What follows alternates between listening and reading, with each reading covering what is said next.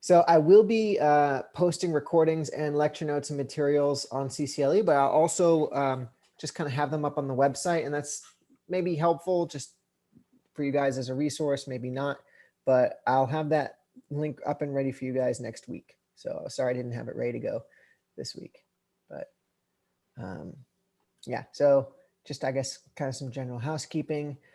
So my goal for today, I want to talk a bit about the discussion itself. I want to talk a little bit about the course, some just kind of housekeeping stuff, and then want to talk a little bit about Python. I'm not sure kind of where you guys are all at in terms of familiarity with Python, in terms of what you worked through before.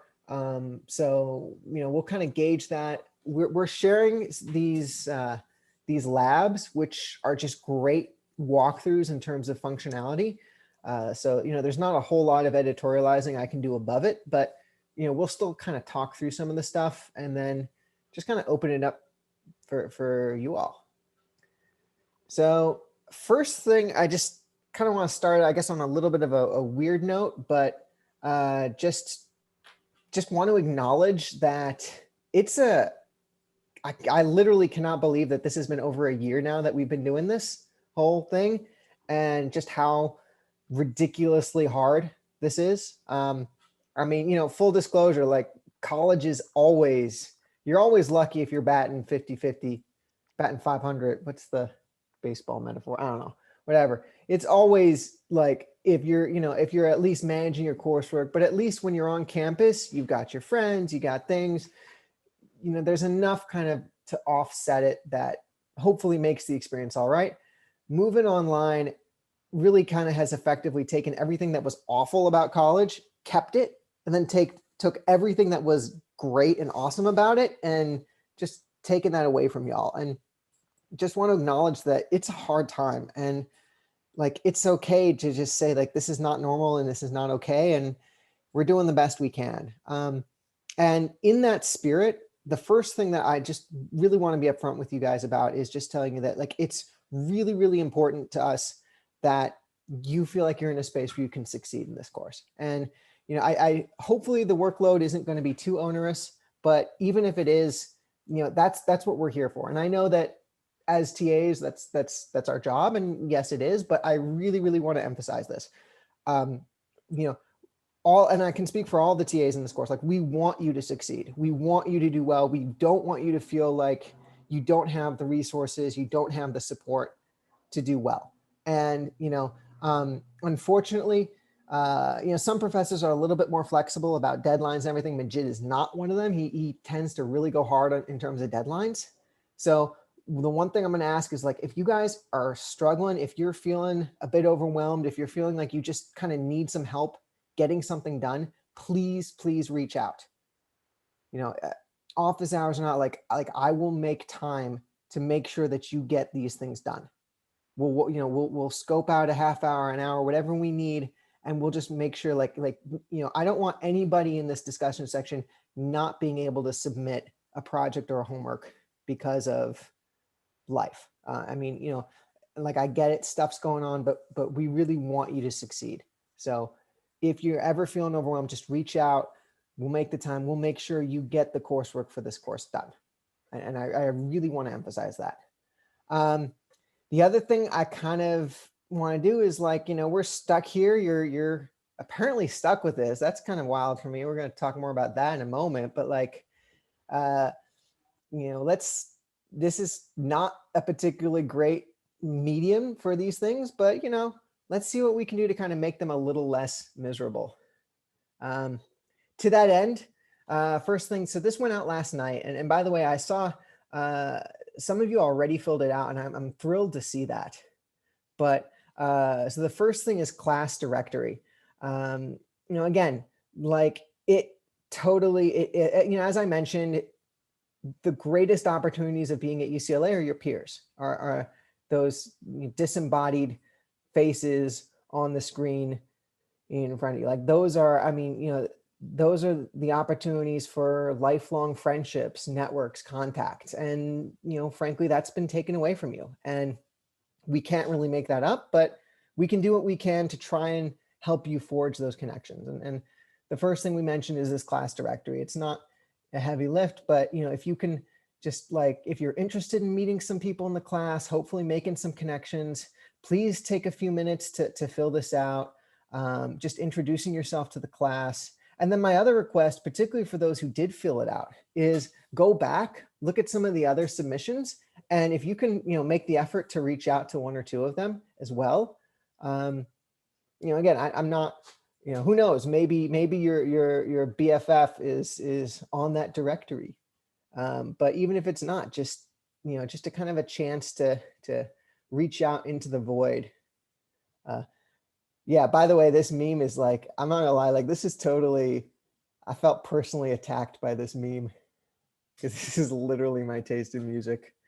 Dude, it's like the embodiment of it.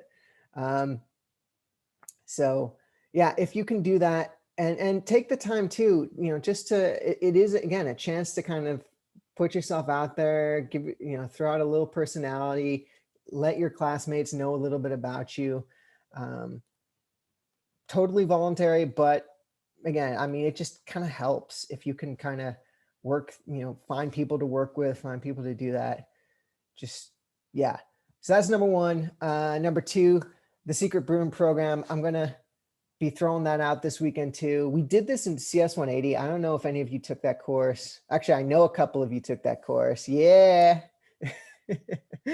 But I thought it worked really well. I was kind of, some of the gifts people came up with were just incredible. I was like blown away by it. But so the whole idea is we're going to do kind of a little, well, when I say we, I mean a randomized sorting algorithm. Will be pairing you off with somebody in the class, and you're going to get like a little bit of information about them, and it's your job to come up with a secret gift for them. And then in turn, someone else in the course is going to get you, and it's going to be their job to come up with something awesome for you. And again, just kind of a way of maybe helping to kind of break the ice, sort of make some introductions, and hopefully make some connections.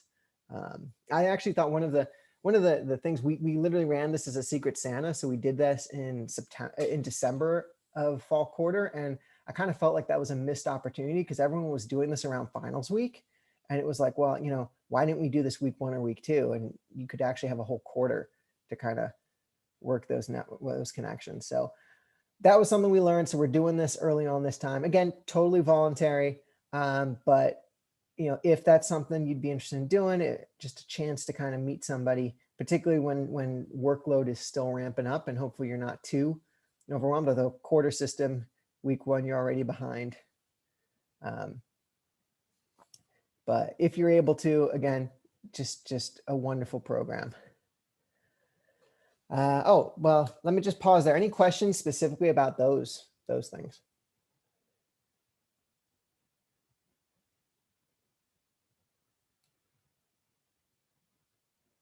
Okay, cool.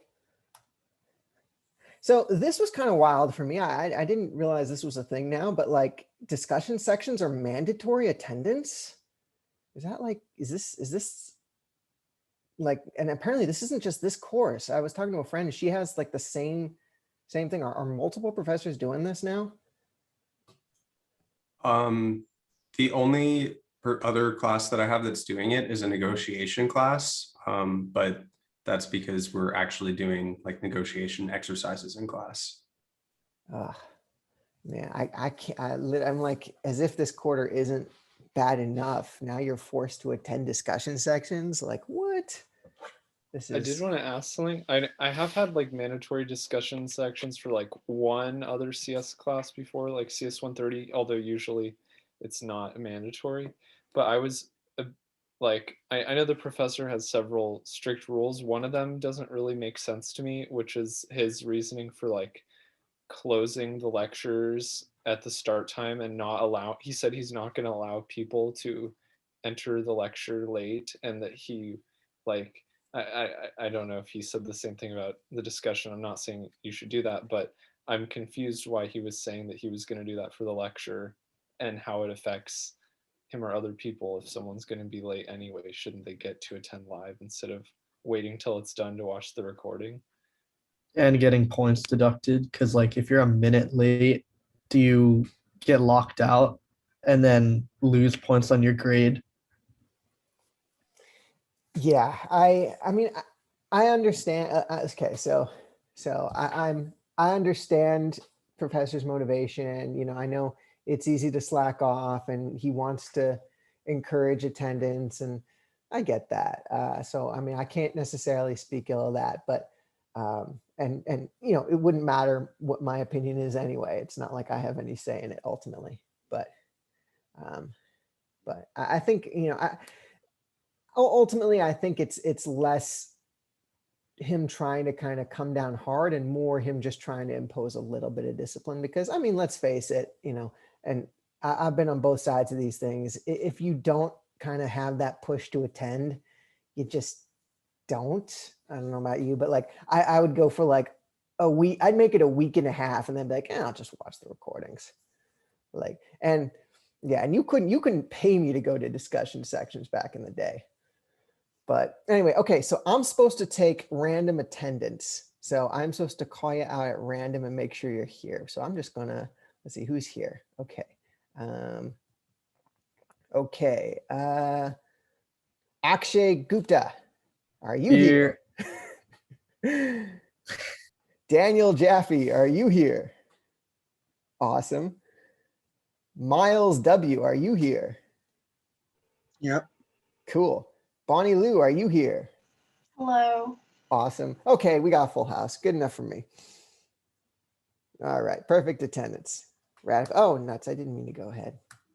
Okay, well, whatever. Well, I just have a quick question, a Yeah. follow-up to the like locking down the Zoom meetings right at the beginning. Mhm.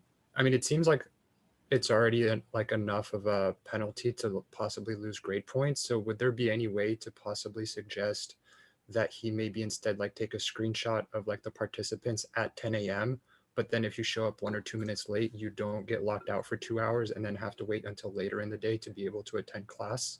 Yeah, I will. I'll mention to him specific. I will talk specifically about locking people out. I think that's a fair point. You're right to say that there's a way of monitoring attendance that doesn't necessarily prevent people from attending subsequently. I agree. I wanted to ask Yeah, one why other does these thing. things- Sorry. Yeah, no, go But ahead. the professor said that cameras on is mandatory, Yeah. but there's actually a UCLA like policy that says for recorded classes you can't require your students to have their camera on. Oh, interesting. Okay, I didn't know that either. So again, I don't. Why does my Yeah, it's in slides this keep? I'm privacy. sorry. I'll send the link in the chat. Yeah. So, all right, I'll talk to the professor about it. I mean, based on my experiences, you know, he's never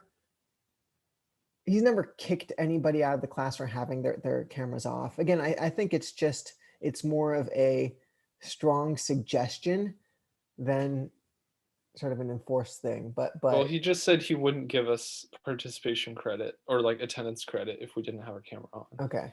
So I'll talk to him about that then. I think, but I mean, yeah, obviously if there's a UCLA policy about that, then you know, clearly we can't countervene that. Yeah, I think there's like a way to record Zoom lectures without people's videos as well. So if he required videos, he could record, or if he was recording, he could do that if he required people's That's videos to actually be true. on. Maybe. Yeah, that is true. Yeah.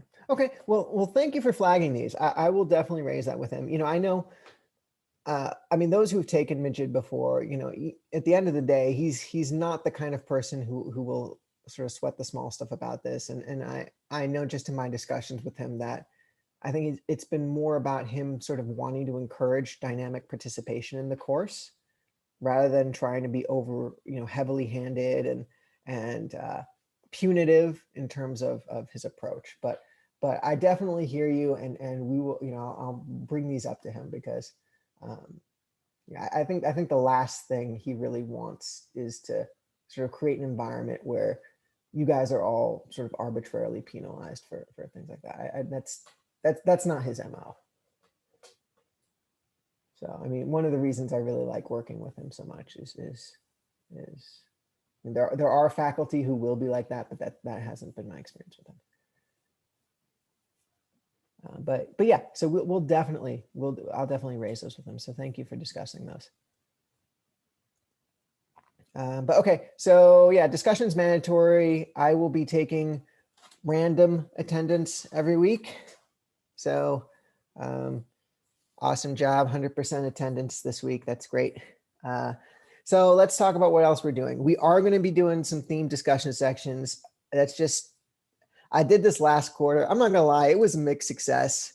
I kind of built up my black tie week and I totally thought that was going to be a big thing, you know, black tie discussion section. And then I was literally the only person who actually showed up in a tux and I was really disappointed. It was kind of sad, but it was also week 10 and I think everyone was just burnt out at that point. So maybe we'll, you know, I kind of envision this. It's like our little discussion prom, but maybe if I kick it up to an earlier week, we can do that a little bit more. I also did a pajama themed one, which, I mean, show of hands, is anyone here not wearing something with an elastic waistband at the moment? Because like rock on.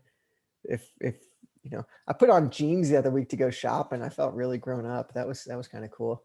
I briefly experimented with a sing-along discussion section and that was just a disaster. But oh yeah, the other thing we are going to be doing is we are going to be doing contests. I can't promise we're going to do one every week, but we are going to do, you got to bring your creative game. That's all I can say to this. And as you saw, because I have like literally no slide management and just kept going ahead. Next week, we're going to do Zoom background. So your mission, should you choose to accept it, come to class with the best Zoom background. Now, this is winner will not. This is not a dictatorship. We're going to do this Cards Against Humanity style. You win by impressing your peers. So come up with the best background. And then by vote of your peers, winner will receive a Starbucks gift card. Not anything too exciting. I mean, just basically enough to get a souped up coffee. I mean, I am a grad student after all. So, you know, you're not going to be paying off your student loans with these, but yeah, so that is your homework for next week. Just come prepared to rock it with the Zoom background. And yeah, that's what's happening. Let's see what else. Oh yeah, this is also mandatory. You know, you got a little cute furry something at home. Just share the love, man. We gotta see that. This just, you know, I haven't had a dog since college and I miss the heck out. Oh, look at that. Daniel with the win. Oh man. Oh, look at that little precious thing.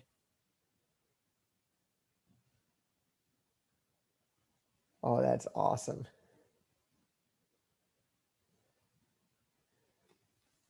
So yeah, if we can get our little animal kingdom on here from time to time, that would be amazing. Let's see. Oh yeah, final thing. I don't know if you guys have noticed, I am somewhat fond of memes. Somewhat. Clearly, it's not an obsession. Clearly, I have it under control. Totally healthy. But yeah, we're gonna do a meme board. So send me your best memes every week. We're gonna post it. Don't make me do all the work for this. But yeah, so totally healthy, totally normal, totally emotionally mature for a 30-something-year-old to be spending his days on meme boards.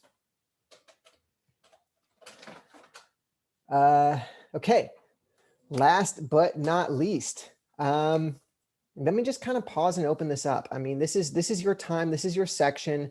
I would love to hear a little bit from you in terms of like how you guys would like this structured. And, you know, generally speaking, we can do this a little bit just kind of fully free form, just Q&A, just kind of rock this out, make this a glorified office hours. We can do this a little bit of like a lecture thing where I kind of talk through course material, help do it. We can focus on just like code review, some combination of the two or above. I'm not saying our discussion sections will move to a massive multiplayer online game at some point, but I'm also not saying we will do that at some point. It could be fun to shoot your students whenever they get answers wrong. But yeah, I mean, let's talk this through. Like what would be most useful for you guys in the past when you've had discussion sections? What have you found most helpful in terms of kind of how we've structured this? I'm So not I sure don't if know this- too much. Oh, you Sorry. go ahead. Okay, so I don't know how like this course is structured, like project-wise relative to other classes, but I know when I took CS 131 and CS 111, one of the most helpful things in discussion was going through the spec with the TA for projects, and then just like having that as our first step in working on the project was a good way to get started and get any of those like setting up questions done with, as well as if some people had already started asking some questions further along the way. So just going through the spec, but I'm not sure if that like applies since I haven't seen any of the specs for these projects yet. Yeah, absolutely. I will say, I guess one of the sort of nicer things about this, particularly compared to something like 131, is for essentially the entire course, you are just going to be working in Python, and you are just going to be working in like a Jupyter notebook framework. So thankfully, it's not one of those things where, I mean, oh God, I still have nightmares about 131. But it won't be the kind of thing where you know, you're doing, we're giving you different frameworks, different things. Every project is a new thing. I mean, pretty much by the time you're done with project one, you will have touched on probably about 90% of the code that you're going to use for the course. Which isn't to say we aren't still going to, I think, work through some coding examples, but in general, you know, once you kind of get your hands dirty with Python, that's going to be the course from a coding perspective. And then another nice thing about sort of the Jupyter notebook style is, at least for us, everything is going to be sort of nicely segmented in terms of coding blocks, at least for project 1 and 2. For your final project, it'll be more open-ended, but by that point, you should be more of a seasoned, gristled veteran at that point. But which isn't to say we won't do that, but it's definitely a very different vibe than 131 if you're using that as an example. In fact, I guess one other thing I'll mention just in terms of this course is that, you know, and I guess this is a general question because we've started the week out with Python, and I'm just kind of curious where the class is at with Python. Is this, like, I guess for how many of you is this the first time you're touching on it? For how many of you have you literally could code Python before you could walk? Like, I mean, where are you guys in terms of sort of Python familiarity? So for me, I just took computer vision. I think a couple other people in this class took it. And so it was doing Python notebooks and our Jupyter lab. And obviously like some of the stuff was, you know, using Numpy and some of the tool sets. But I will say, even with like Lab 0, there have been a good few things. I wasn't expecting to learn new things, but a good few things that were like out of my knowledge set that were pretty cool, like doing the one-liner for finding prime numbers. Like that took me a while, but when I figured it out, I was like, that's really cool. Yeah, it's crazy how many new things, like Python is just so capable that there's just always new ways to do things and so many tools and so many libraries. It's just such a vibrant ecosystem in terms of things. So yeah, I constantly feel like I'm even like Orpaz's lecture on Thursday. I mean, dude's a genius. Even I was saying like, oh my God, like I had no idea I could do that. That's crazy. But okay, so I mean, so the reason I'm asking, it's also helpful for me in terms of like understanding where you all are at and everything, but I'll just say in general for the course, in terms of where the difficulty lies, you know, like machine learning is, it's almost to the point where it's kind of like a meme, but it's the libraries that are out there to do data science are so easy that literally it's the kind of thing where if you just kind of sit down for a weekend, by the end of it, you can do it. The learning curve for that is relatively low. And that's the if you want a Kenny Rogers danger zone, it like that's the danger zone where data science is so user friendly now, and you need so little to knowledge to kind of get your hands dirty, that so many people can kind of jump in and do it, but as a result, not necessarily doing it well. And I would say that in general, like I think one of the sort of challenging aspects for this course is going to be more the conceptual side of things. Like you hopefully should get the code down pretty darn fast. And then the rest of the course is just really understanding kind of the ins and outs of the decision-making process for it. Because everything, I mean, we'll go into this in detail, but like everything with data science is about trade-offs.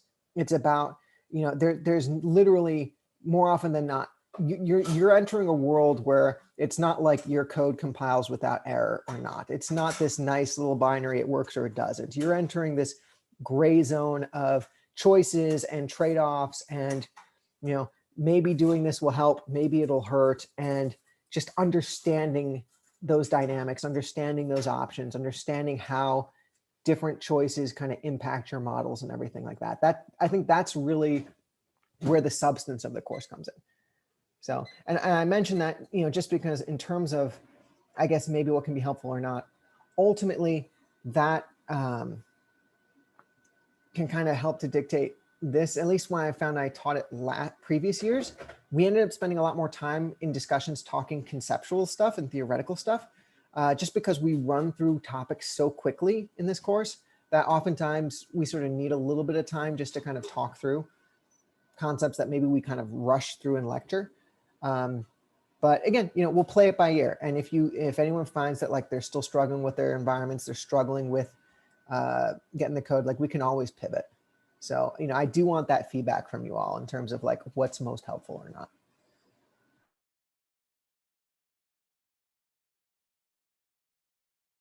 Oh yeah, one other thing I'm going to say is that by some grave misfortune, I ended up getting a noon discussion section, and I am not the kind of person who will starve myself voluntarily. So chances are I will be eating my lunch during discussions. And well, I encourage all of you to do it too, because nobody likes to be hungry. So yeah, I got some funny stories about that, but we'll talk about that later, I guess. Oh, one other thing I'll mention. I have a little one at home. She made a guest appearance in lecture on Tuesday. I do meme her quite aggressively, just because what else is the point of having a baby if you're not memeing her? But she may or may not make some guest appearances as part of this lecture. But so we already kind of talked a little bit about the course, and I know Professor sort of went over this, but just to kind of reiterate with this, the goal with this course is essentially sort of start to stop. We want you, by the time you're done with this course, to be equipped with the skills to do data science. So if you are interested in going out for data scientist, data engineering roles as a professional thing, that you will have a sufficient conceptual understanding, a sufficient toolkit to be able to do it. You know, you're not necessarily going to be a subject matter expert, but you're going to know enough to be dangerous, and to get and to do that. So yeah, so that's kind of the goal. As the professor said, you know, we don't assume that you have, I know a lot of people are coming at this from various things. Some people have already taken machine learning. Some people have already taken 145. You know, so some of you are coming with extensive backgrounds. For some of you, this is kind of your first time doing this. And again, we kind of don't assume you have any of that. The other thing that I'll mention, and this kind of backfired for us pretty drastically last quarter, but when we originally conceived this course, we had the idea of kind of front loading things a bit. And, you know, as you know, the final and only exam for the course is going to be week 9. I think your last project comes due week 10, but the whole idea had been, oh, let's sort of stagger your work a little bit so that that frees you up for finals week. And for the most part, that was good, although that backfired pretty spectacularly last quarter because apparently all the other CS professors had the same brilliant idea. And so as a result, everybody ended up getting like week 9, week 10 finals. And that just ended up being miserable for everybody. So I will say that although I think our syllabus is pretty locked, if that happens to be the case for you, like a number of you are kind of getting slammed with early finals, and then you're like, we had like multiple people being like, I have nothing due on finals week, but I have 4 exams week 10. Like we had people going through that and we we're like, well, that's not great. So, let us know early. Again, I'm not saying we're going to change up our syllabus, but if that is a consistent problem, we can definitely talk to the professor about that and maybe kind of rework the syllabus a little bit. So do let me know that. Is the final project project 3 or something entirely different? Project 3. Yeah. Okay. Thank you. Oh, and also quick question. The data for project 3, is it like a Kaggle data set or is it like I don't know. Is it a Kaggle data set out of curiosity? Yeah, great question. It's going to depend on who we end up working with. So we worked with an amazing company last quarter. I'm hoping we can work with them again. But last quarter, at least, we got a real company, a local tech startup, to give us a data set. And it was actually a really, really cool project. And I'm hoping we get to do it again with them. But we ended up sort of taking their data. We hosted a private Kaggle contest just as a sort of a within the course. And yeah, that ended up being really cool. I'm hoping we can do that again. But if not, if we can't find an industry partner, then yeah, we will probably use some kind of open source data set. Maybe Kaggle, maybe not. What company was it? I'll just tell you. It was a trucking company. They ran a trucking logistics thing. So it was all about like, so it's a really cool, I don't want to necessarily get into the weeds on that, but like there's this kind of cool thing. I don't know if you guys know this about like the trucking industry, but it's sort of a bit of an anarchic kind of thing where you have a lot of relatively small trucking companies, either like owner operator rigs or companies that will own sort of small fleets of trucks. And then there's like this really kind of interesting data science problem about like matching trucks with loads. And so they were a company that built a marketplace to do that. So, and we had a really cool project with them about predicting high performing drivers as part of the final project. So hopefully we can do that again.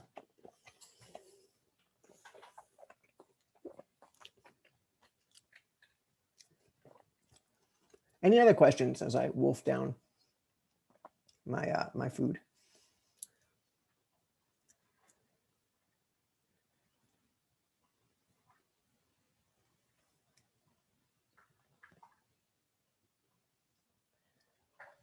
Okay, awesome.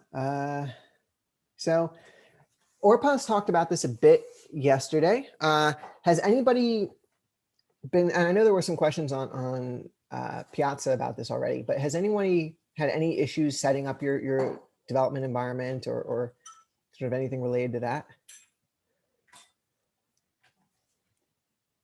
Has everybody been able to set up their development environment? Maybe I should ask that.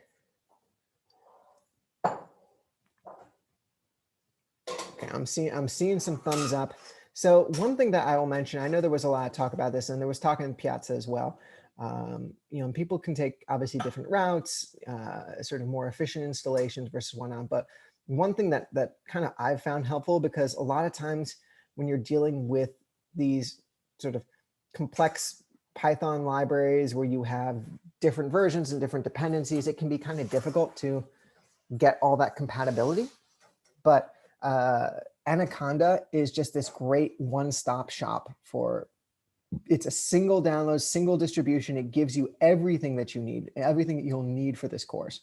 They give you, Conda, Numpy, Pandas, scikit-learn, matplotlib. I mean, literally every library that you would conceivably use. And it's all just, it's all compatible. It's all interoperable. Works great. If you want to set up a local environment, and you just want to do it in a just easy, no sort of challenging thing, I definitely would recommend that. But again, to each their own. If you just don't want to deal with setting up a local environment at all, and you're comfortable using a cloud-based thing like Colab, you can definitely do that too. Where I guess one of the nice things about this, and I'll just kind of jump ahead and mention this, but in terms of how you're going to submit these projects, we're going to actually ask you to export your projects as PDF files and then upload those files. And that will make a little bit more sense once you actually sort of start working with the project. But the result is we're not really worried about platform compatibility and all that. Like you don't have to worry about logging in and testing on a virtual server and making sure it works because the TAs are going to run grading scripts or anything like that. We're just going to look at your inputs, look at your outputs, make sure everything works. And as a result, if it works for you, good enough. We're not going to sweat that. I know there were some questions about Python, like whether or not you need to use Python 2, Python 3, what version of Python 3. Generally speaking, we would recommend going with Python 3, definitely one of the later ones. If for no other reason, it's easier for us to troubleshoot. But if for whatever reason, you want to work with an older one, if it works for you, if it ain't broke, the only thing is it may be a little bit difficult for your peers or the TAs to help you debug if something goes wrong.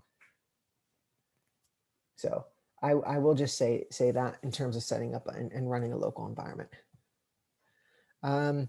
Okay, so let me also kind of pause here.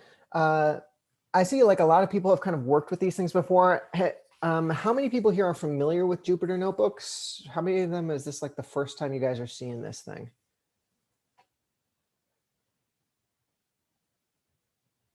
You could try using a poll on Zoom, by the way. That's true. But don't you have to pre-program those? I have no idea. Yeah, they take a minute to set up. Okay, so I'm in the future, maybe I'll do that. I'm just not organized enough usually. Okay, well, so let me, I guess just, anybody, so if you haven't used, so I'm seeing, at least in the chat, a little bit of a mixed bag. Some of them are familiar. Some of you guys have used it before. Okay, so I'm gonna, okay, some are very familiar.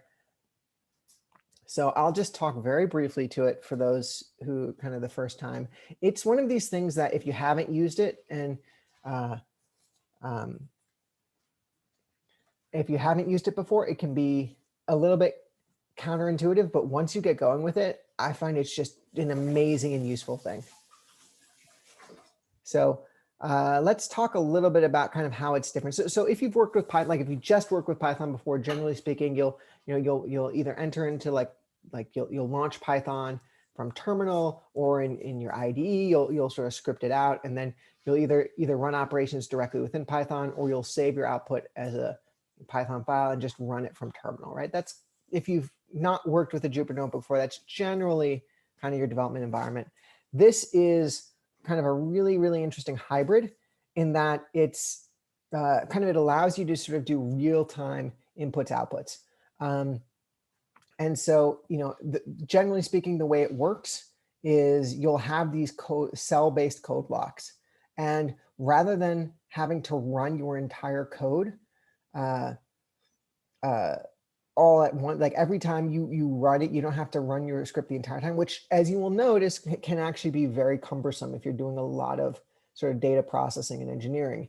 You can just run them piecemeal, and it allows you to kind of do it. The other thing that's really cool about a Jupyter notebook is it gives you the output in real time. So in this case, for instance, we have loaded a data set, and then we call the head method, which we'll get into shortly. But and that just kind of outputs a sample of your data right there in your notebook. So you get to sort of edit and see outputs in real time. The other thing that's kind of cool about it is it's designed to be reader friendly. So, not only do you have sort of active code based cells, but you can also have markdown and text cells. So you'll see like headers, and you can upload images. You can do it like really, really nicely structured blocks with this. So it may be a little counterintuitive if you've never worked with it before, but it's a really, really, I found a really, really cool and really helpful space to do. Some things to be aware of with this, and I see Sammy in the chat already kind of called that out. But one thing to sort of be aware about is this duality. The program that you're running is global, but the code blocks are executed locally. And the result of that is, so every time if I highlight a cell and I hit run, and we'll see that. I mean, we'll be working in Jupyter Notebooks in a minute, so you'll see that. Every time I run a cell, it will kind of rerun that part of it. The thing is, it doesn't output, it doesn't change your downstream output. So just to use this example here. So here I defined a function for sort of calling in a housing CSV data set. Then if I break this function and I rerun it, and then for cell block 3, I have that method, cell block 4, I call it and then I output it. If I break that method and I re-execute it, my output 4 won't automatically change. So for all I know, it still works because I'm just seeing my head method called. It looks good. If I reran that cell, suddenly it would give me an error. Suddenly it would say, path doesn't exist, file doesn't exist, or whatever. But I wouldn't know that until I rerun it.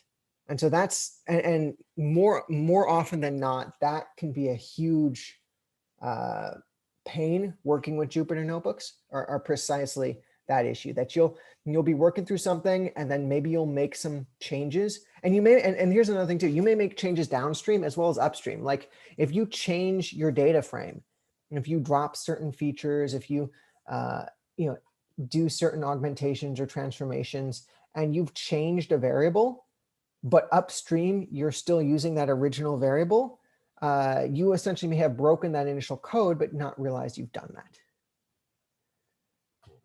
So just kind of be aware of that. You do get used to it, but do checkpoint often. And let me see, where do I have? Okay, so if you go, let me just go here.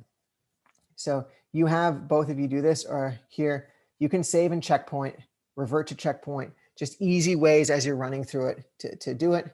And then just so here, let me just quickly show you. So you run it, it runs the cell, and when it's done, it's done.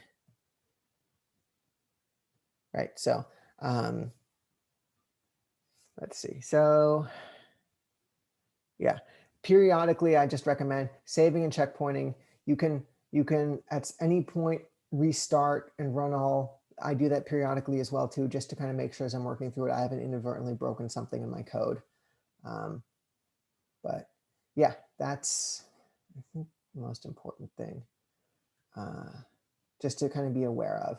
Again, it's a really, really useful tool, but just to be aware that is a big downside of working with it. So, okay, let me stop and pause there. Well, actually, before I mute myself, does anybody have any questions about your development environment, Jupyter Notebooks, just things like that?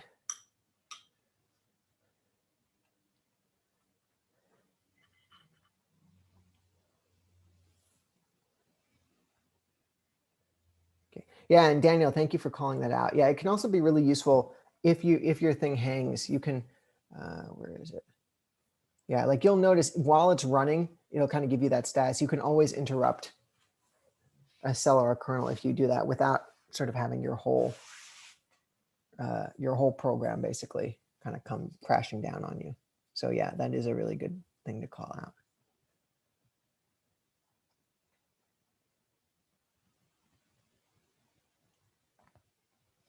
Okay, cool. So I think for the remainder of this class, I want to kind of briefly go over two libraries today, Numpy and Pandas, that you will be using pretty extensively in this class.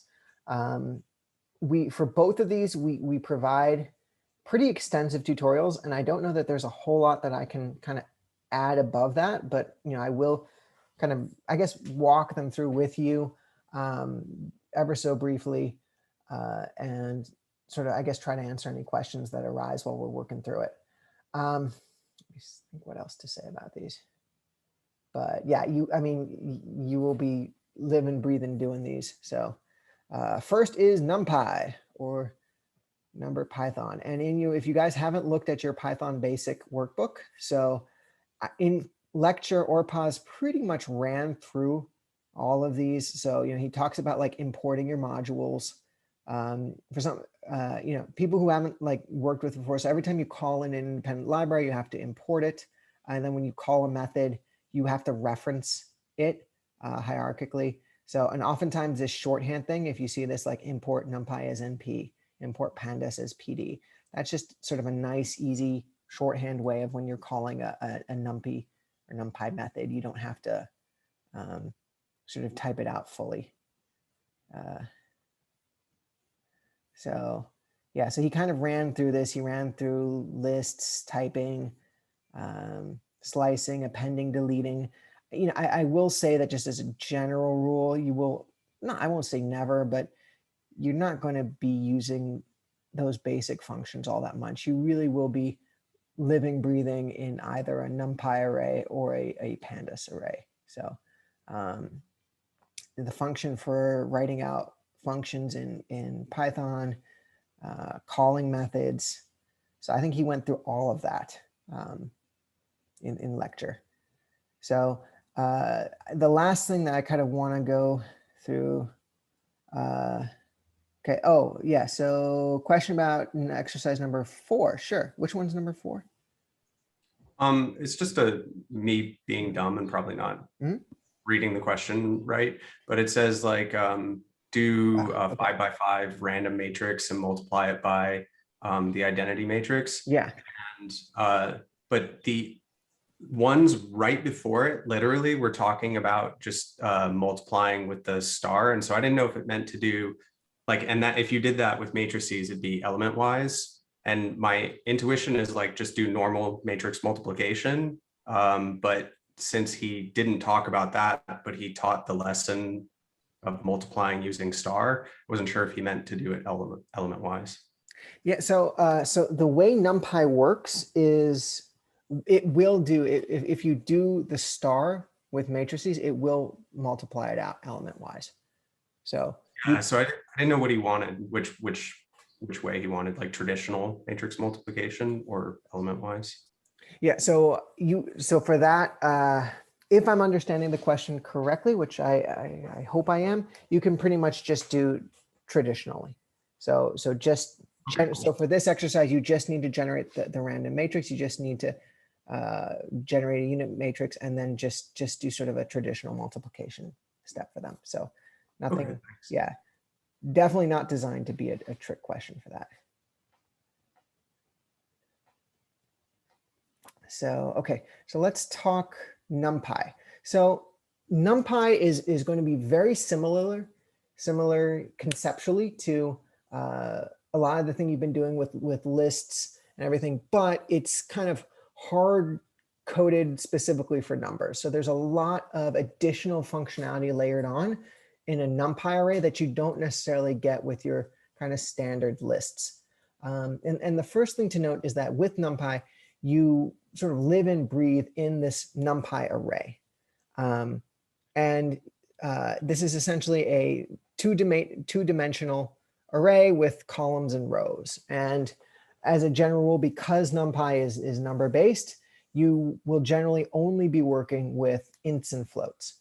And that from a data science perspective it's a start, but I mean, as you'll see very quickly, a lot of the data that you're going to be given is not going to be in the form of numbers, at least not at first. Part of your job as a data engineer to ultimately prepare your data to be inserted into a model is to convert it into some kind of numeric form. I mean, the simple reality is you for the most part can't put non-numeric values into learning models. It's not, meaningful to insert strings into things like neural nets or logistic classifiers. So one of the big challenges is making those conversions. And for that, we're going to be working in Pandas, but NumPy is also just like an incredibly useful structure. So let's see what else to note. There are kind of a lot of functions here, sort of similar to the things that you saw previously. So you can get the dimensionality of an array very easily, a NumPy array, just by calling for the shape method. You can also do a dtype for it. Generally speaking, NumPys are singularly typed. So generally either ints or floats. And then, as this points out, there's the functionality for it is very similar. So you can call the length method for the array. You can do index. You can sort of do subsection by referencing different index points. You can also loop a NumPy array as well, and do sort of whens and for loops and whatnot. It's also kind of noteworthy that there's different ways of referencing it. So you can either, if you have, in this case, the my array happens to be your NumPy array. So you can either reference the array first and then call the method, or you can reference the method, in this case, a numpy.mean for my array. And both of those work. There's sort of a lot of really, really cool things you can do around constructors, of generating your own arrays. For that, these go through some examples of that. I won't necessarily go into it in detail, but stop me if you do have any questions. And you can see it's within this. So also kind of one of the cool things is auto-generating data. So as you can see here, there's sort of a randomized function for just generating random data across a distribution. Like in this case, you're doing an normally distributed array with, I think it's how are we doing this? Generating random? Yeah, normal distribution, mean and variance 1 of 1,000 data points. And then within that, as you can see of your array, you can then call things like your mean and standard distribution. So a lot of basic statistical stuff you can also call, and those are built-in native functions for NumPy. Let's see. So, I'll mention with and without replacement, because those sort of can be important. So when you're sampling an array, so with and without replacement, just sort of the idea is if you've sampled a data point, do you essentially pull it out of your sample thing so you don't kind of resample something, or do you essentially sample it but then kind of keep it in the original distribution, so theoretically you can sample it multiple times? So that's the whole replacement idea. And depending on what you're trying to do, you may or may not want to do with replacement or without, but it's aware. And this is kind of an interesting example here where you have a grid of 5, you have an array of 5 values. You are not replacing, and then you're trying to sample 20. Well, that obviously doesn't work, because if you're not replacing it, once you've pulled out the first 5, there's no other values to do it. But here, because you are replacing it, you can sample it as often as you want without any issues. So, and then sort of in terms of the differences between how NumPy kind of handles functions. So we had mentioned with lists and everything that those tend to just work in terms of concatenation, but NumPy instead does things in terms of broadcasting, and particularly you can do it with symmetrical arrays, and you can also do it asymmetrically. So as you can see, so here's an example where we have previously defined this array first, which is, okay, so we've just generated a NumPy array of 1s, so 5 1s, and then we just sort of call that array, we add 1 to it, and the result is we've uniformly added 1 to each element within the array. Same thing with multiplication, we've done kind of the same thing, and that's obviously different than how lists handle that. So we're also going to see here a little bit about SciPy and stats models. So there's a lot of sort of statistical type stuff that you can pull and you can sort of call with these. You're going to see we're going to leverage that a lot, and we probably aren't going to use these particular things. There's more comprehensive methods that we'll get to, but so let's see. Trying to see here.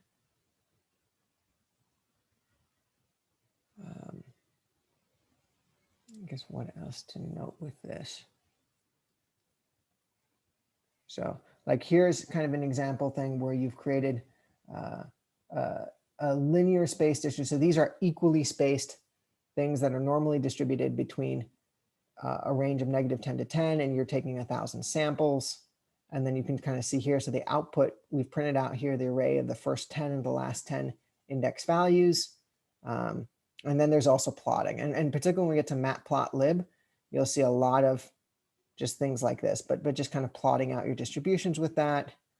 I know also we reference dictionaries a lot, well, not a lot, but we did reference dictionaries in lecture. I'm not sure what else I would want to add to that. I will say that at least for our projects, we're not really using dictionaries much, but I guess it's kind of just good to know as a potential data structure that you might want to come across. So let me pause there and just kind of see again. One of the things I love about these tutorials, and all these tutorials will be posted. In fact, this already has been posted. Is that they're great in terms of just giving you a comprehensive set of coding examples, but yeah, let me just kind of pause there and see if there are any questions. Let me see. Okay, in the chat.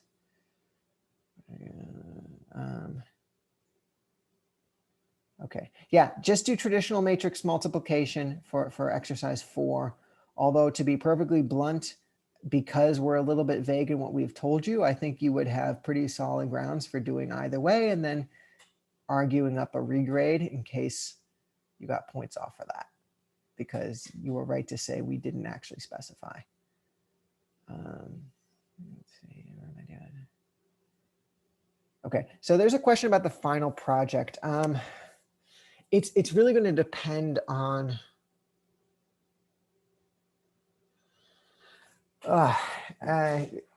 it's hard to say right now. Part of the problem that I'm having with this is that last quarter we let people work as groups, and so we were a little bit more ambitious in terms of what we assigned.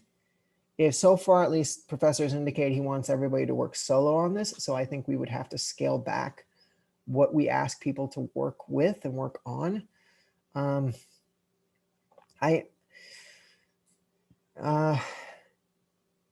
So again, hopefully it won't be too onerous. I mean, again, one of the things that you'll find with doing Python data science is once you have the code down, for the most part, it's just kind of plugging in different learning models, plugging in different things, but the code really doesn't change whether or not you're running a neural net or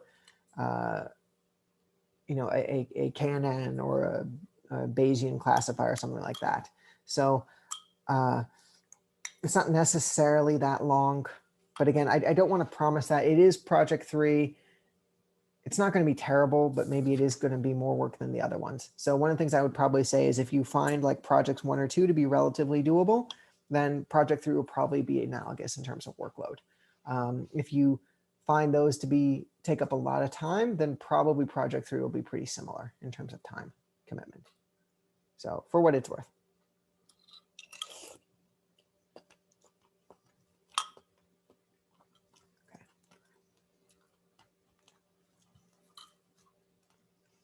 Okay, awesome. So the one other thing that I wanted to cover today, and let's see, Python basic, no, oh, Pandas. Okay, this is the one I wanted to do. The one other thing that I wanted to mention today is going to be Pandas. And I think we're supposed to release this next week. This is going to be your lab for next week. There won't be any actual exercises with it. It's just going to be a coding sample for you. But this is really what you're going to use. Oh yeah, hey, I got the, before I forget. Okay, we are doing Pandas. Yeah. Okay, had important, couldn't miss that. So, so you can kind of see here, we're going to import NumPy, we're going to import Pandas. You're really going to use those two functions interchangeably. They really go hand in hand when it comes to doing your data set. And this time we're going to read in this Goodreads CSV file. And so here are the types of columns we're going to get. So Goodreads, as you know, is a website that does book reviews. And so you're going to see here, so we have a column for rating, the average rating on a 1 to 5 scale, review count, number of users who have reviewed the book, the particular ISBN code for it, book type, author URL, year the book was published, genre URLs, directory identifier, rating count, the number of ratings, and name, the name of the book. So as you can see, we have a data set. It's kind of a mixed bag of data. So we have some numeric features. We have, so things like rating, review count, those are obviously going to be numeric. We have some things like author URL, name, genre that are clearly not numeric. And as I noted, one of the kind of first and most obvious challenges you're going to have is to figure out whether or not you want to include that data in your model and how you're going to include it. And we'll probably spend a little bit of time sort of just talking through that, because that is one of the choices you as a data scientist are going to have to make.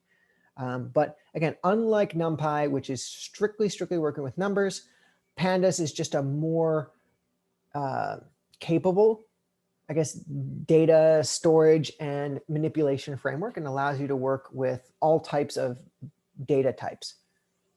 So first thing to note, so again, after we've imported our things, is very easy to import our data. So there's a very easy function, read.csv. You use the relative paths. So as long as your data is in the same directory as your notebook, that works perfectly. If not, you just have to reference your relative path.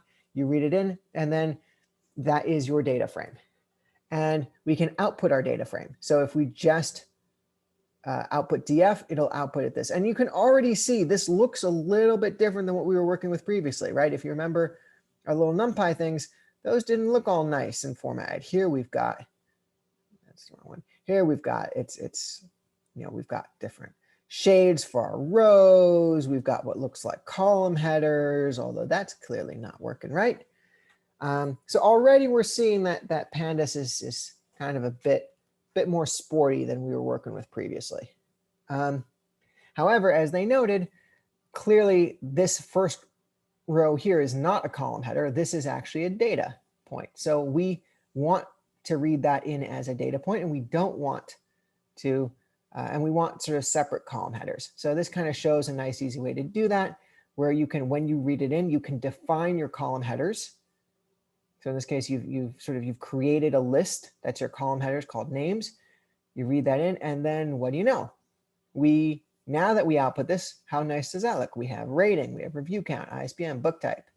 Awesome.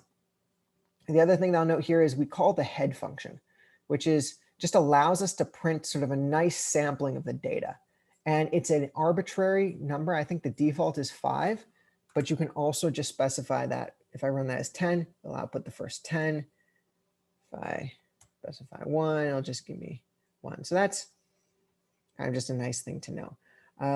The other thing we can do is, remember how I said NumPy was single typed. So, and generally we look at ints or floats. Here we can, it can handle multiple, which is, you can kind of see here. We have ratings, we have reviews, ISBNs, things. If we do a D types, we can kind of just get a nice look of it. So we have a handful of floats, specifically rating and year. The rest of them are all just objects. Kind of interesting that some of these, like rating count, are objects. And we will specify as to why that is. Just like with arrays, NumPy arrays, we can look at the shape, so we can look at our dimensionality. So in this case, we're looking at 10 columns and 6,000 rows. So our data set is comprised of 6,000 items, and we have 10 features associated with it. And so when we talk about features in your data set, because a big sort of challenge for us is going to be what features we want to input, what features we want to do. Essentially, we're talking columns. We're talking, review count is a feature, rating is a feature. So another thing I'm going to mention is like a really, really cool kind of just general high level function is info that you can, it's an info method that you can call in your thing. Tells you the column index, gives you the column name. non-null count, which is really, really helpful. We're going to get to that in a moment. And then, of course, your D type. So you can obviously call up all this information individually, but info is just a nice, easy sort of catch-all to do all of them. Now, one thing that we're going to note here, and we're going to spend a lot of time dealing with this, not just this week, we're going to actually spend a fair bit of time, I think, on this next week too, is how we deal with our null values. So as you can see here, none-null count. So we have some that are 6,000, some that are like 5998, 5993, 5938, right? So clearly there are some null values. And I guess and we'll spend more time dealing with this in a later date, but it's important to understand the difference between a null and a zero. A null value doesn't mean zero. A null value means unspecified. It means that your user has not filled in that information. When you're, if you're thinking about this as a form, they just haven't put in that information. And that's kind of an important thing, because one of the things as a data scientist, as somebody who's prepping your data for a learning model, is how you deal with that null value.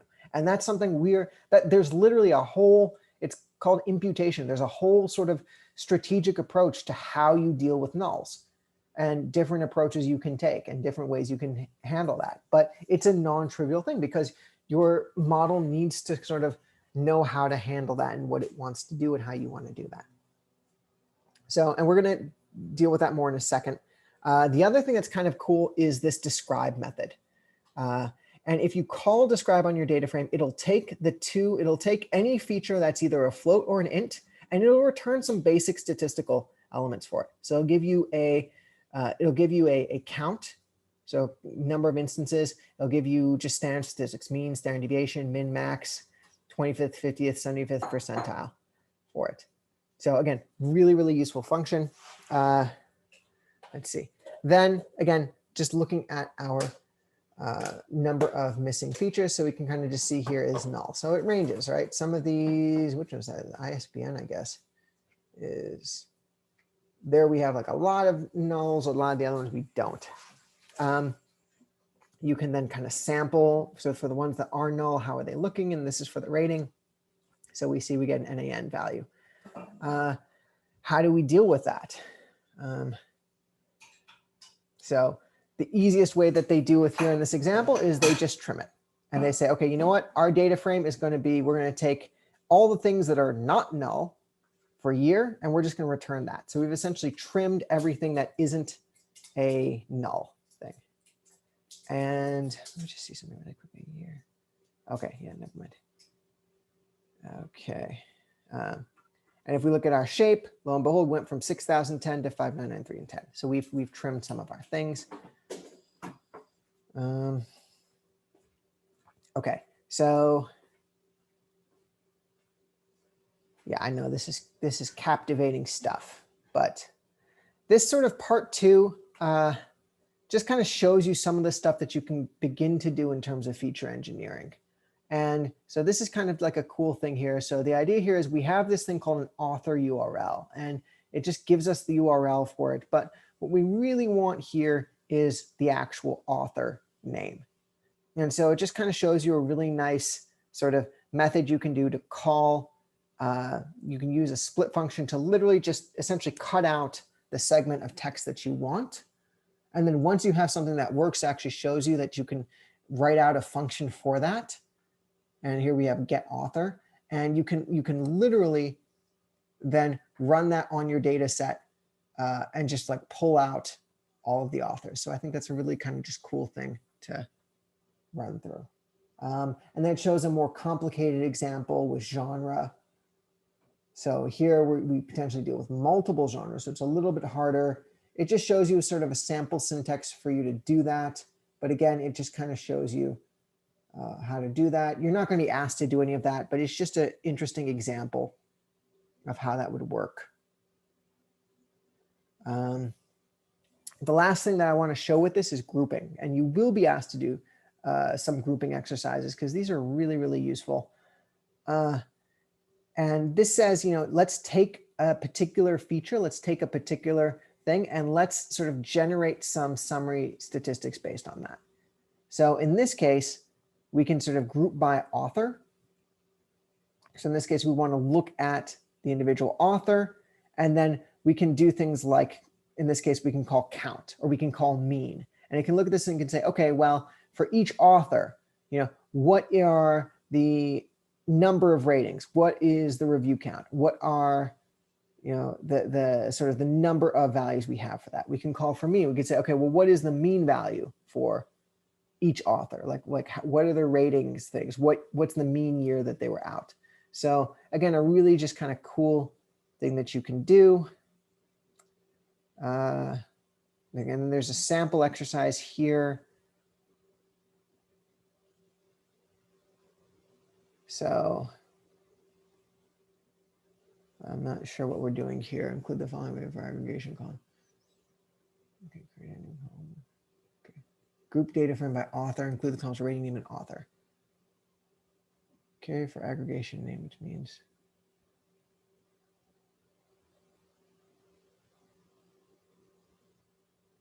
okay.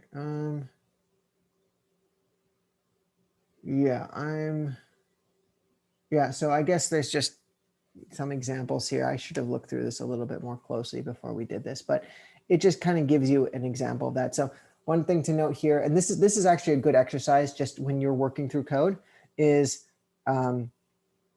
always, more often than not, always particularly when you're manipulating data like this, creating a copy is always good, a good approach. So in this case, rather than editing your original data frame, which again, particularly like we talked about earlier with errors with your Jupyter notebook, if you edit your data frame down here, you have likely broken some of the code up here that's calling for your data frame. So just in general, doing this copy function, where did I see that? Just in general, doing a data frame copy is good and useful for that. Let's see here. And then, so as you can see here, it's a group by author, and then we can kind of see here, aggregate, we did an MP mean. Okay, join, see some name. Yeah, so this is kind of like a lot of aggregated code here, but essentially the output that they've done is we've grouped by each author, we've gotten their average rating, and then for all of their books, we've essentially assembled all of the different books that they've done.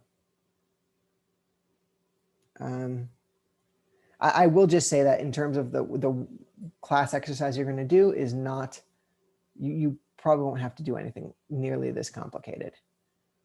But the final thing that I think is kind of a cool case example, again, not something that we would ask you to do directly, but it's just kind of a useful thing to know, is that you can do this group by and do it in a dictionary format as well. So like in this case, for each author, you can call the subset function, which is for within each sort of individual feature. So in this case, rating, you can capture the mean. Subset, you can capture the standard deviation for that, and then just output that as a dictionary. So you have, for each author, you have their mean rating and then their standard deviation for rating, and just output that as a dictionary. So I believe that's it for Pandas. So yeah, some other things that I think are really kind of nice about Pandas that I'll just kind of call out that you may have noticed. But one of the really nice user-friendly things about this is, unlike Numpy, where if you're referencing a column, you have to do it by column index. You have to do index value. Here you can actually do the name, the string sort of associated with that. So in this case, rather than having to say, okay, well, rating is index 3, so I have to call index 3 for that subset, I can just say, oh, for rating, call mean. That's one of the really, really useful, sort of very user-friendly aspects of Pandas, at least that I find when I'm working with it.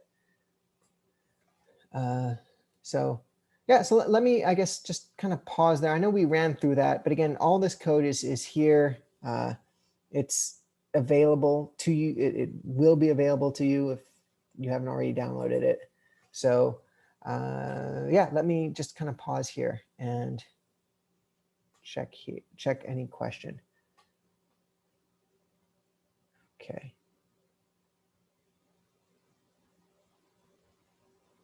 So Yeah, there actually is, there is a lot of,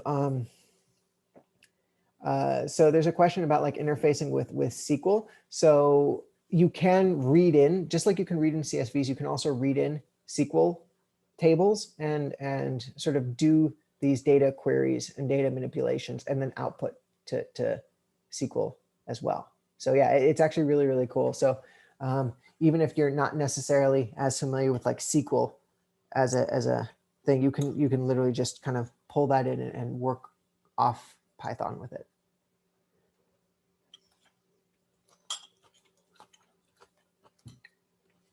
So this is, I guess, kind of looking ahead a little bit. Let me just sort of, I guess, pause here and see if anyone has any questions generally. If not, I think, oh, there's a question about project submission. Yeah, hit me.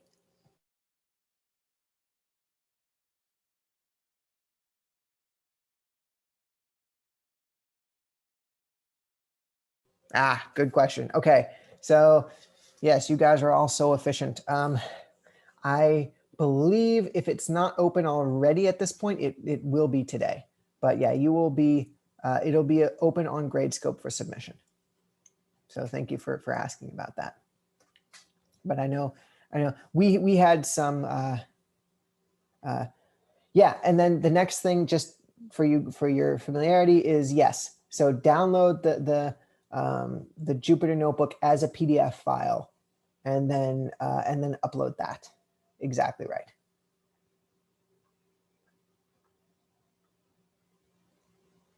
Yeah. One thing the other TA mentioned, but I'm not gonna be as strict about that, is he said download just the specific exercises as a PDF, which I guess is more efficient because you don't have to scroll through all of this to see it. But at the same time, if you just want to just output the notebook as is, I think that's fine too. It's not like you're going to lose points for that. And you can even see here, you will have to have LaTeX on your installed locally in order for this to work, but you can just do PDF via LaTeX and just generates a really nice PDF. I wonder if I have that installed on this. Well, I will see. TBD.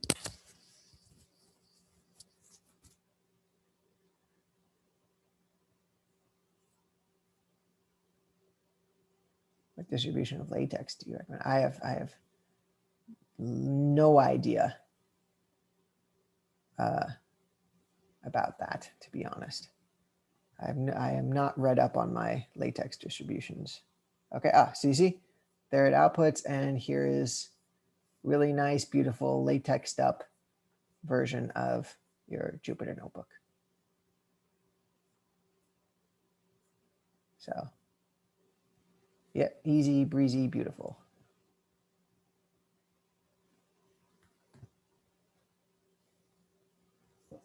So, I have a question regarding the homework. mm-hmm. So if you look under probability distributions from scipy.stats and stats models, there's like this one section that I've been pretty confused about. Let me go there. Okay, that's Python basic. Okay.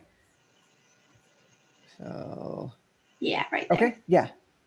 So you see like the proportion z-test stuff. I was trying to figure out like how that works. Like I tried looking up documentation and it seems like X is like the number of successful trials and N is the total number of like trials. But then there are two of those, like I'm kind of confused, like what's going on there. Okay, so I don't want to necessarily discourage that. We are going to spend a lot of time in class talking about z-statistics, p-values, what those mean, what those are telling you. Let me see, in this case, just for proportions, p-value. So if we have, okay, so let me just make sure I'm looking at this correctly. Proportions are tested. So essentially in this example, you're creating two arrays with slightly different overlapping, but not exactly the same distributions. And it's very similar. So if you're thinking about this as like from a statistical standpoint, so I believe N in this case is your universe of data and X is your sample data. And so you're essentially, the whole question is like rejecting or sort of non-rejecting the null hypothesis. And again, we're going to spend a lot of time doing that. But the idea is you have these two data distributions. And the question is, if based on what you're seeing, is there enough value there to then sort of reject the null hypothesis based on what you're seeing here? And in this case, our data is different enough in terms of how it's distributed, your mean and your standard distributions, that we have a significant enough z-value that the associated p-value is 0.026, which if you're looking at 0.05 as your threshold for rejecting a null hypothesis, it says that yes, this data is different enough that the chance of it being explainable given your n array is approximately 3%. And generally speaking, anything less than 5%, we reject the null hypothesis. And we say that yes, there is a relationship in that data that is independent of what we're of sort of statistical randomness. I see. But then to calculate the z-value, don't you need to know like the population mean and stuff? Yeah, so that's what you're, so when you're doing this Numpy array here, so those inputs, I believe I think it's mean and standard distribution. I'd have to look up exactly what the inputs are, but the idea here is that you're looking at fundamentally different, like if we plotted out these two, we'd see very different means and standard distributions. And so what you're doing with that, you're saying is that is this array, is this X array, is this data distribution sort of explainable statistically? What are the chances that that this sampling would occur based on this overall sampling? Or what is the chance? So that's your null hypothesis. Your null hypothesis is that it's fully explainable essentially by chaos, that there's no sort of differential. And then your alternative hypothesis is that yes, there is a significant difference that is not just explainable by random statistical variations in it. I see. Okay. Yeah. And again, I know I'm kind of shorthanding that a little bit, and I will fully admit that I'm doing that just because we are going to spend a fair bit of time in class just talking about precisely that. Like when you're looking at your models, particularly early on, when you're looking at things like a linear regression, what does it mean to get a p-value? What does it mean to reject the null hypothesis? What does it mean to do that? So I'm really happy that you're kind of calling that out and thinking about that, because we're definitely going to be doing precisely that. Okay, sounds good. Thank you. Yeah, so I'm glad you caught that.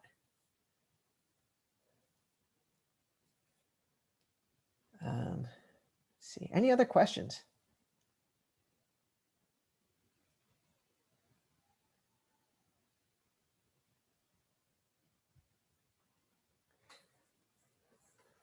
So I guess one other thing that I guess I could start talking about a little bit, because I don't know if this is sort of explained as well, but just sort of at a high level, what it is that you're going to be doing in this course. And generally speaking, what the role of a data scientist is. So I guess I can stop sharing because I don't really have notes or slides specifically for this, but and we've sort of kind of been hinting at it, but by diving into the code and be like, oh, here you can load these features and you can group by and do these things. I think there's kind of that you lose sight of the forest for the trees, and I guess just taking a step back and understanding like what are the steps that you're going to be doing.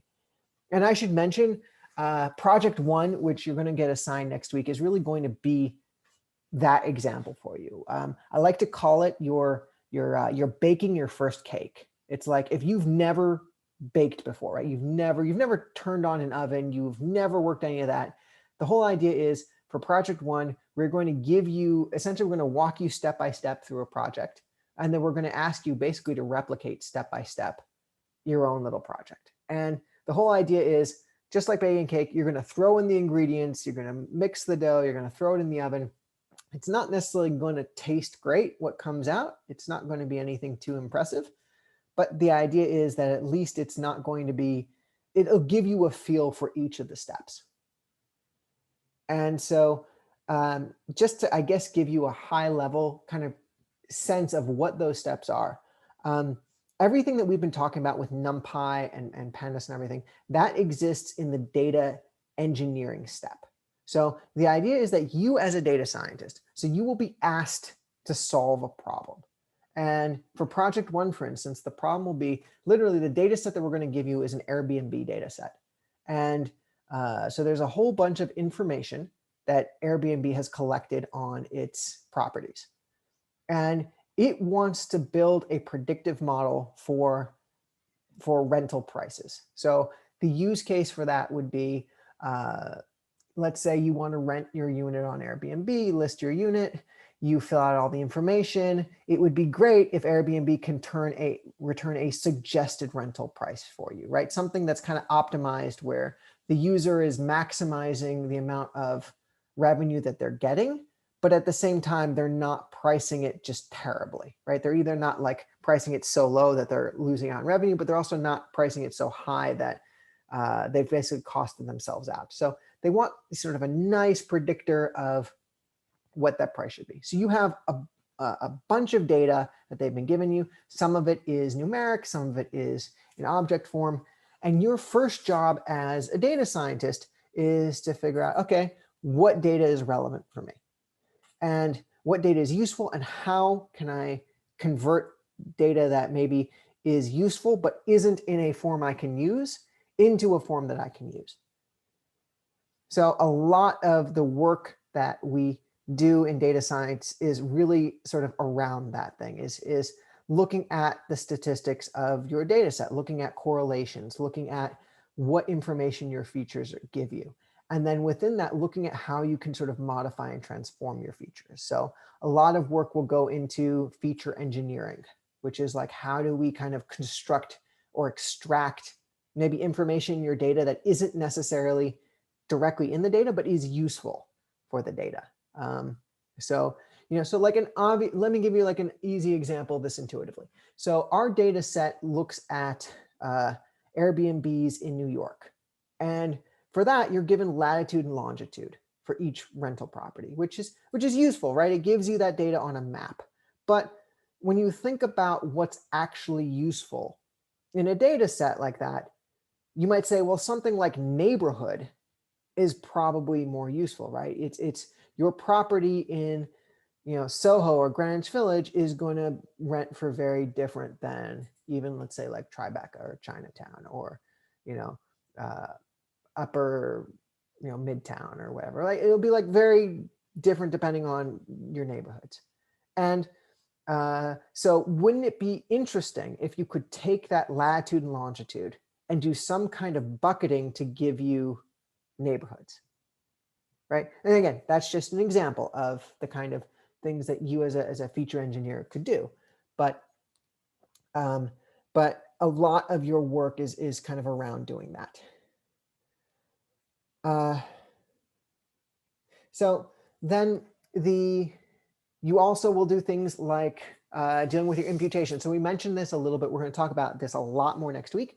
But how you deal with like your null values. So, and again, there are various strategies. You could take statistical mean, statistical features. Well, maybe just put in your mean value, maybe put in a 0 value, maybe just remove those features entirely if you don't need them, right? But you'll do stuff like that. There will be other transformations that you're going to want to do. And we're going to talk a lot about this, like how you handle data where categorical data, where, so for instance, with our book data today, we had genre. And so you may have genres like science fiction, fantasy, action, adventure, romance, right? You have all these genres that are important, that are useful if you're trying to build a predictive model. But how do you translate into a feature that your data set can actually understand and interpret? And as you'll see, like it's a non-intuitive thing. And there's a lot of kind of trade-offs you have to do to sort of take that seemingly useful data and turn that into data that you could actually use. So there's a whole bit of work to do around that. Once our data is ready, then the next step in our sort of data science process is going to be actually sort of training a model. And so for that, we're going to pick and we're going to talk through the whole mechanics of how you do it. And particularly if you haven't taken like a machine learning course before, we're going to kind of go into the difference between training and testing and validating and how all that works. But the whole idea, literally the whole idea of machine learning is, right? So at a high, well, actually, let me pause and ask that. Machine learning is a type of AI, right? ML is a subset of AI. What is ML? Why are some things ML and some things not? Let me actually pause and ask, what is machine learning in this context?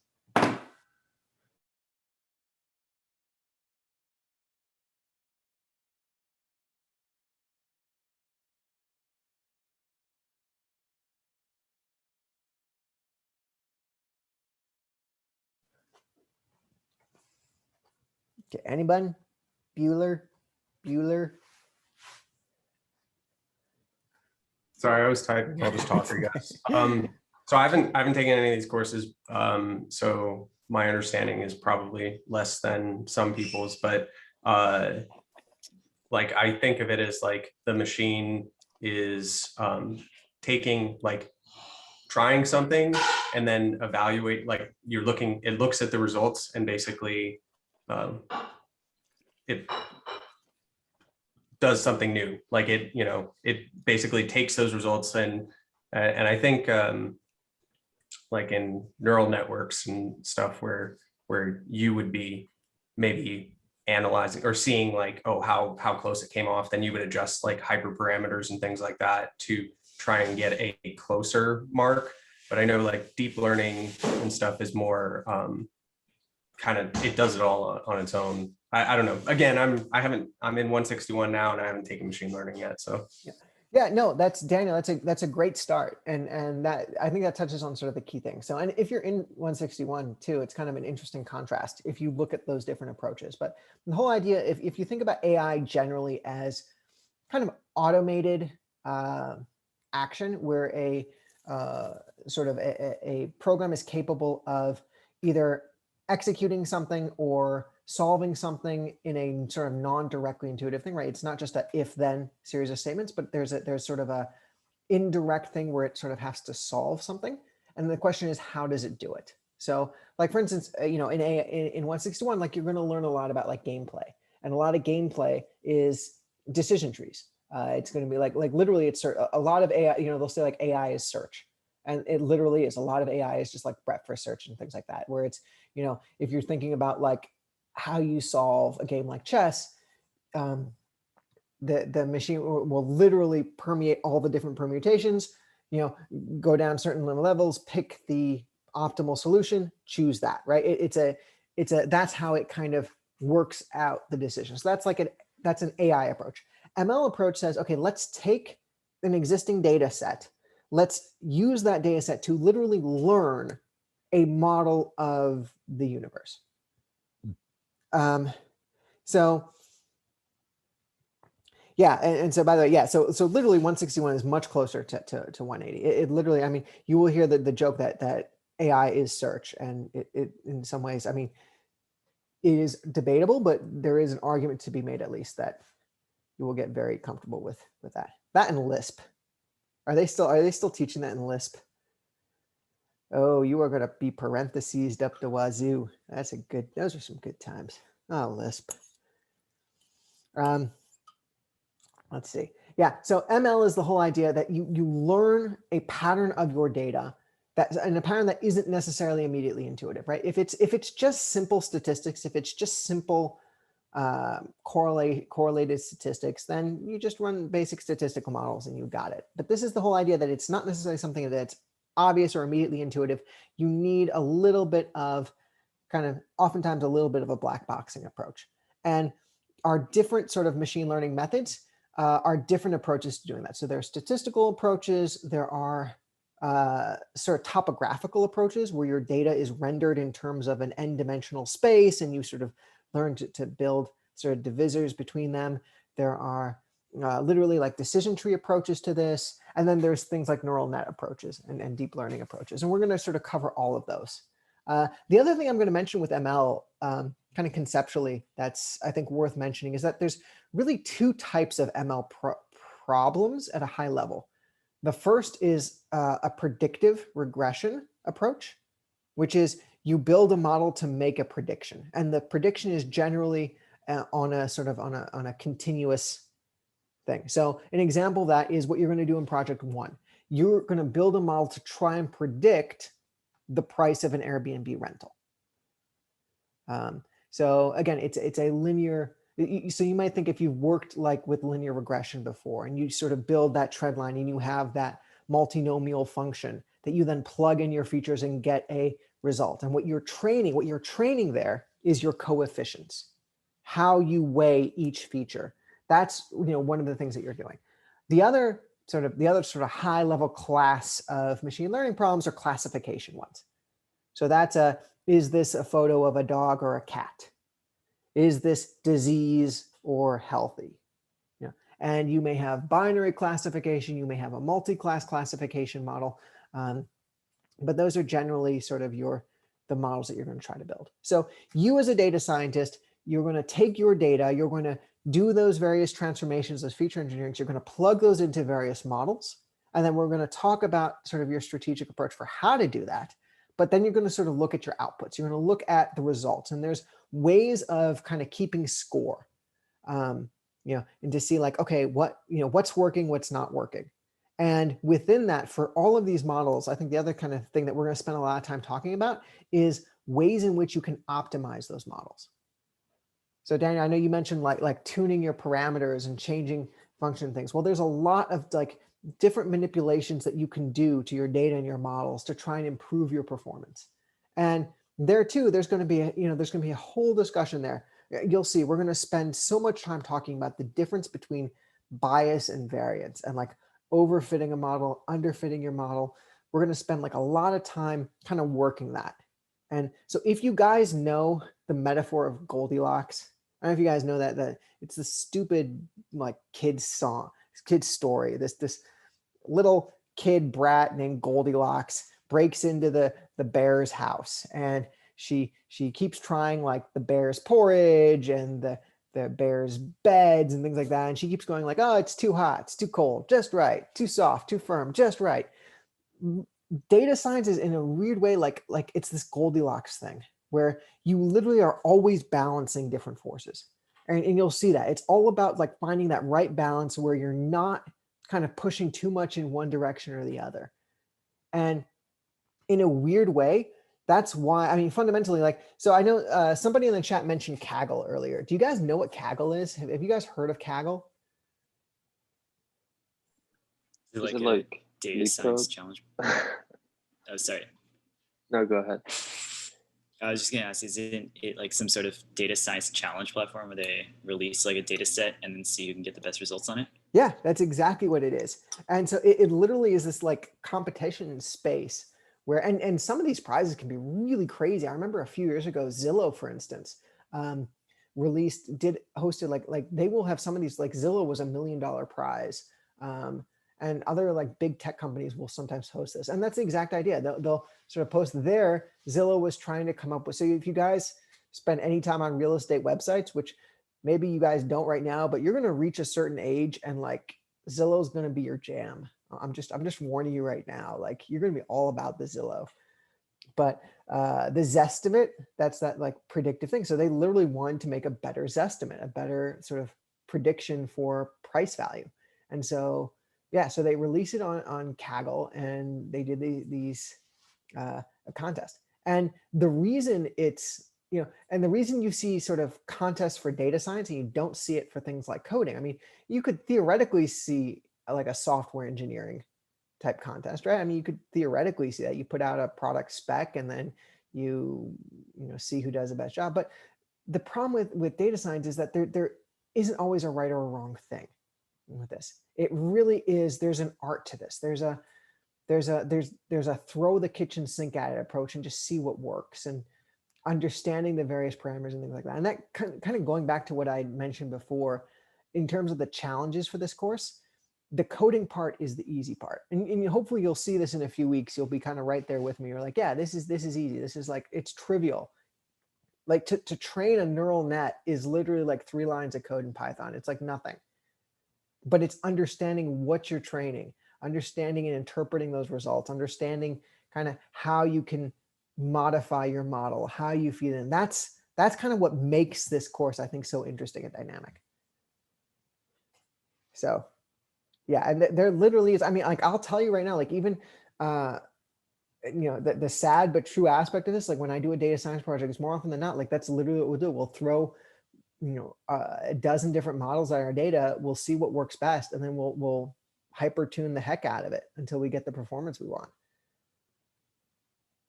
So yeah, there's like a lot of that with this. So so you're going to be asked to do that. You're going to, again, train your models, output your models, evaluate your metrics, see your trade-offs. There's going to be a huge thing we're going to talk about that too, like how you define success in a data science world. It's not just, again, it's not just your code compiles successfully. It's not just like, we're not going to look at like,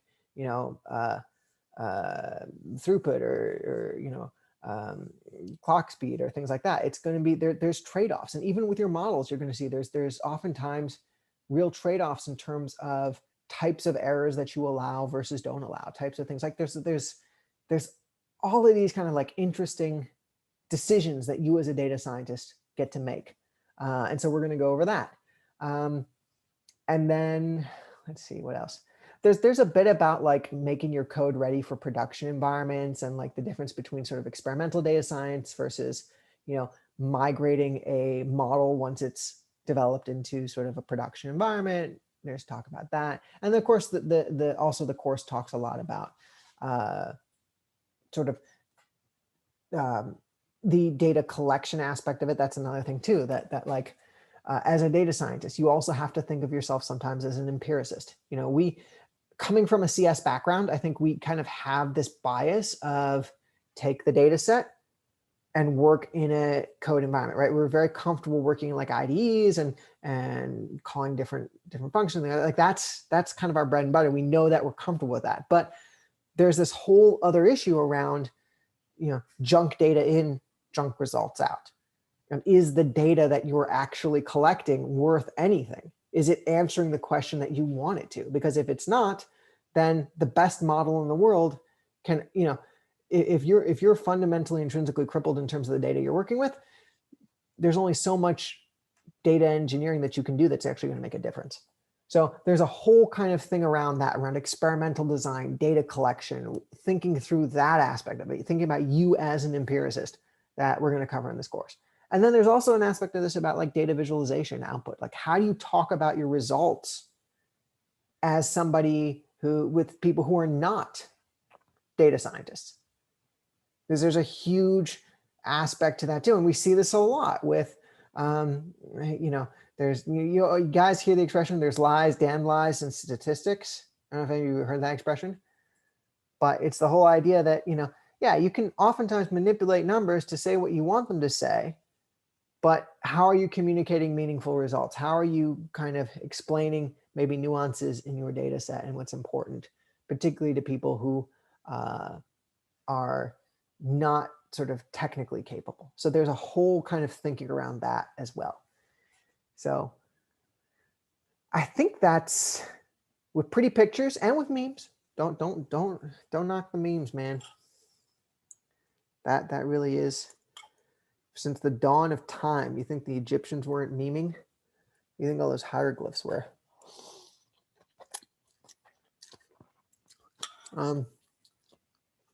So I think that in a nutshell is what our job as data scientists are to do. And that's what we are trying to do. So like all of this work that we did today about like Numpy and Pandas and loading columns and taking some basic statistics and all the things like that, like a lot of that's in the weeds of Python, but really I sort of hope that that kind of puts it in context of what we're actually trying to do. So let me pause there. It's 1:50. Any questions? I know I just kind of threw a lot at you and just want to know if y'all are vibing that. Oh, hi, Lionel. Hi. Yeah, I have a question. So like, do you think like to be a good data scientist, is a strong like computer science knowledge base important, or like is like math more important? Because like I'm EE and I don't know if I should, I'm interested in data science, but I don't know if I should, take more like CS based, like something like operating systems. I'm going to be honest with you. I think definitely the math is the more important side of it. Like from a So where CS would be important is a familiarity with programming languages. But like we said, as long as you kind of get your hands dirty with Python and you're comfortable with it, it's just such an easy, Python data science is just such an easy space at this point that, and we're going to give you like 99% of the code you're going to need anyway. There are at some levels when you think about like running models in an optimal way, and there are questions when you're doing like data science at scale where things like computer architecture become big issues. And, when you talk about like GPUs and parallel processing, things like that, like where if you're doing like big data, those become factors. But in terms of just basic data science, I would say far more important is math statistics. So no, I mean, don't take operating systems with an idea of data science, because again, other than those optimizations at scale, you wouldn't need to, and certainly not for this class. But yeah, great question. Got it. Thank you. Yeah. Okay. Oh yeah, and there's tons of memes about that, about like like the dog's all excited because there's pizza, and then like you open up and it's veggies. I don't know if you guys have seen that, and it's like machine learning, and then you open up, it's like math stats. It's like, oh. But yeah, any other questions? And also, do you think like a master's degree is like, important for like data science? Because I'm looking through like, all those like job postings, and like all of them about data scientists requires like a master's degree. That's definitely not my impression. I mean, they may put like masters of CS or DS as a required prereq, but I do know a number of undergrads in both CS and EE that are getting both internships and job offers as in data science. Cool. Thank you so much. Yeah, absolutely. And just a follow-up to that question, what about machine learning positions? Because I know like whenever I go to like LinkedIn, whatever stuff, like they usually require a master's degree. And yeah. So it depends on the type of what you mean by ML, because there are so there's different types of degrees and different types of specialties. And if you're being asked to do machine learning research, if you're being asked to so like there's a lot of work, and we can even talk about like what the research frontiers are right now about like machine learning and things like that. But like in terms of that, then yeah, generally speaking, even like a PhD would be required for that. But if you're looking at the type of work that we would do in this class, which is you would be hired by a company dealing with data, and it's your job to build classification or prediction models, then you definitely don't need a master's degree for that. Yeah. Cool. Thank you. Yeah, absolutely. Okay, let me see if there's anything else in the chat. So yeah, so there's a question about like how deep you need to go with math. So I think here's one of the things I would say with like ML. You will be able, by the end of this course, here's where I would say you're going to be with this. You're going to be able to understand all the major categories of machine learning model. So you're going to be able to understand things like statistical regressions and predictions. You're going to be able to learn about like geographic and topographical separation models. You're going to learn about statistical models like Bayesian networks. You're going to learn about things like decision trees. You're going to learn about ensemble methods. You're going to understand the theories that underlie them. And in a general sort of high level, you're going to begin to understand the strategies that you can take to optimize all of those models, and the strategies that you can take to understand like what data tends to work well with what type of model, what you can do to kind of maximize the performance of those models, those different things that you can tune. But you're not necessarily going to get into the weeds as much in terms of the actual math.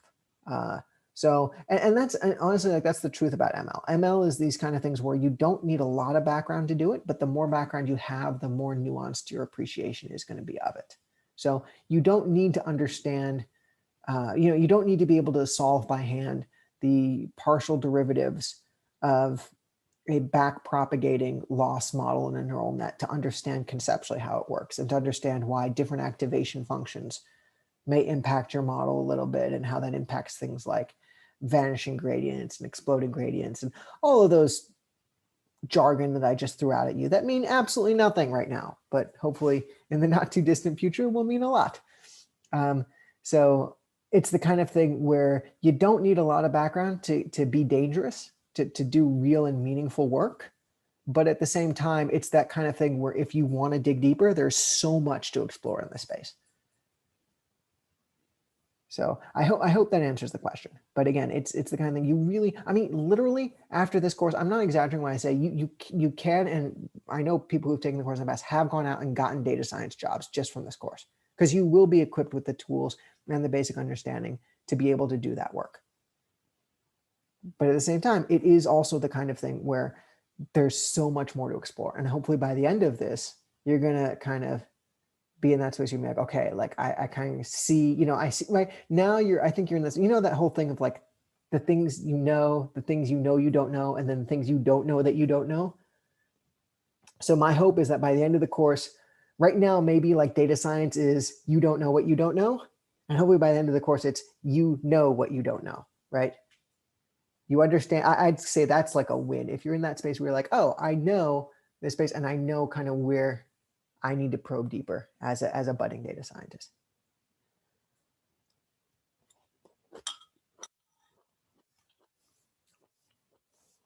I Yeah, got two small homework questions. Okay, hit me. On 2.2, is it fine to use, that's the one with using list comprehension? Mm-hmm. Is it fine to use like a little Numpy function inside the list comprehension? Hell yeah. All right, If it works, it works. Nice. Okay, here's my general rule for these things. Unless we've explicitly told you not to do something, if it works, you know, it's the kind of thing where as long as you have grounds to appeal it and say, well, you didn't tell me I couldn't do X, then, you know, as long as it's Python, go for it.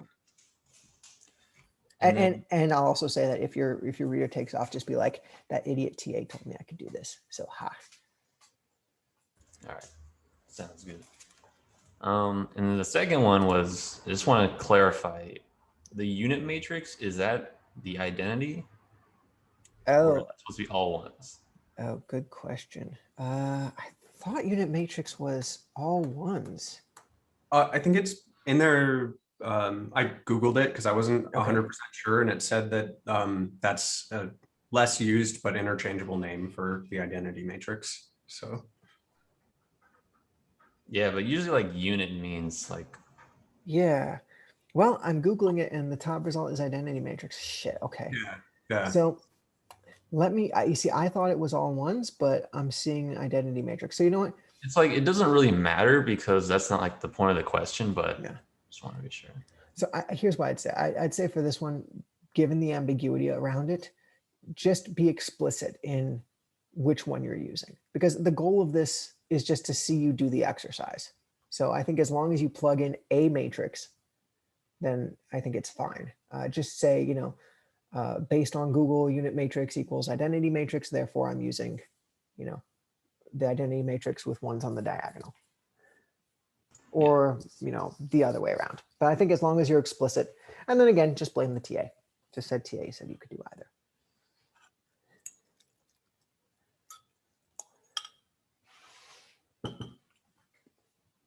Yeah, I'm going to stop recording.